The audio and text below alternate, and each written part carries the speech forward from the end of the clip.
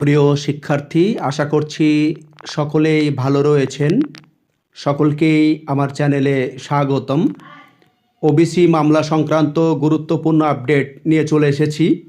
অবশেষে কি লক্ষ লক্ষ শিক্ষার্থীর কপাল পুড়তে চলেছে? তাদের কি ভবিষ্যৎ অন্ধকারের দিকে যেতে চলেছে? সুপ্রিম কোর্টের গুরুত্বপূর্ণ আপডেট রয়েছে এই ভিডিওর মাধ্যমে, তাই ভিডিওটি না টেনে প্রথম থেকে শেষ পর্যন্ত দেখবেন।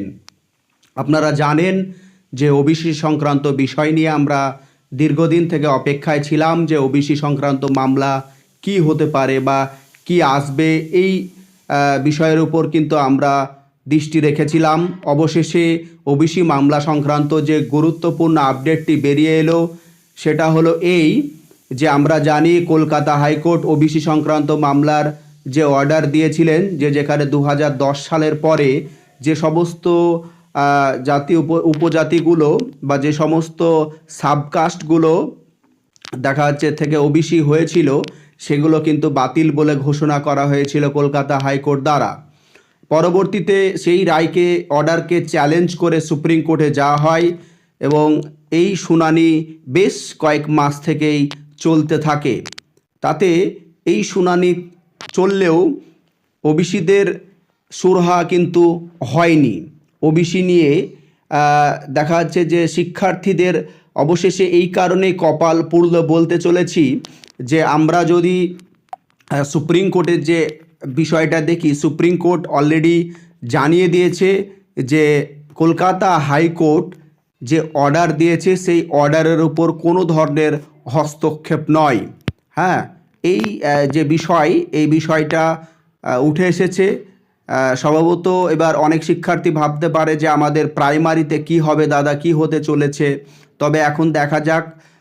কলকাতা হাইকোর্টকেই মান্যতা দিয়েছে সুপ্রিম কোর্ট বি.আর. গাভার স্যারের এজলাসে যে বিষয়টা ছিল ওবিসি মামলা সংক্রান্ত, এই আপডেট উঠে এসেছে।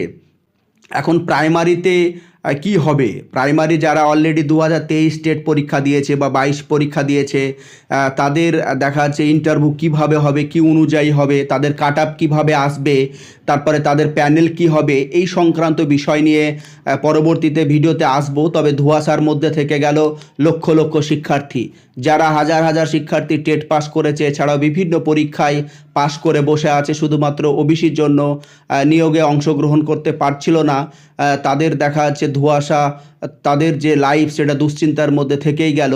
তাদের কাট আপ ক্লিয়ার এখন করতে পারবে কি না, তারা দেখা যাচ্ছে সবাই এখন জেনারেল হয়ে গেলে দেখা যাচ্ছে যে যারা ওবিসি টিকে গেল তাদের সাথে টিকবে কি না, এই সমস্ত প্রশ্ন মনের মধ্যে এখন বাসা বাঁধতে শুরু করেছে।